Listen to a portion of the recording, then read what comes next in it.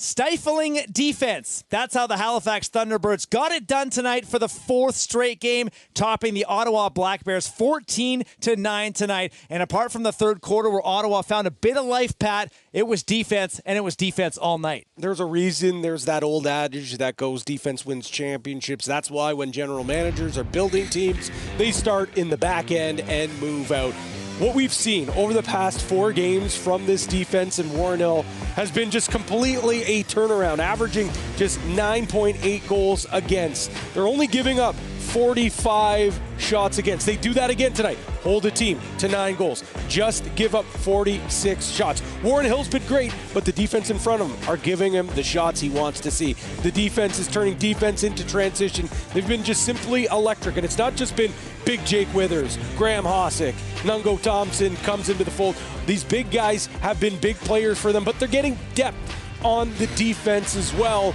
But when it comes to the offense tonight, it was the big one. It was the heart and soul, the straw that stirs the drink. Randy Staats, 4 goals, his second 4-goal game, and he's just been shooting the rock all over the yard. We know he's a great playmaker, but when his shot is sinking, he's undeniably one of the most deceptive shooters in the game, just putting goalies in mental pretzels all game long. And he was with Ashley Docking after the game.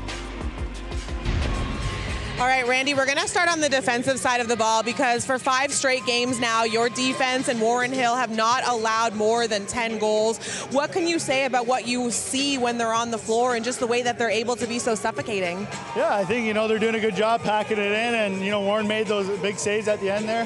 We had a rough third quarter, but we bounced back in the fourth and got those stops.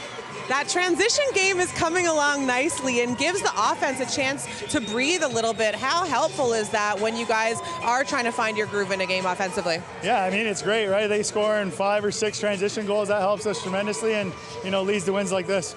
Couple goals for yourself in this one as well. What were you seeing that allowed you to be so successful offensively? I don't really know. I think I was just shooting the ball, finding my areas and just trying to win the game. So we pulled it out tonight. It was great. Congratulations, Randy. Thanks for your time. Thank you. And another big fourth quarter for Randy Staats and the Halifax Thunderbirds, dumping Ottawa in the fourth frame 5-1 to secure another victory. Now, we saw all the success that the hockey world had with the Four Nations face-off. So in Facts, Acts, and Relax on today's game, we discussed should the NLL have its All-Star game. Facts you agree, acts you don't, and relax is a let's wait and see type of approach. So Ashley, coming right back to you, the NLL should have an all-star game. Facts, absolutely. But the only caveat I would say is that lacrosse is a game that you need to be all in. You can't just dip your toe in the all-star waters. So I say 3-on-3, anyone but your teammates tournament. I want to do a hot lap from the coaches. I want the equipment managers to tape a stick. I want it to be all camp all the time.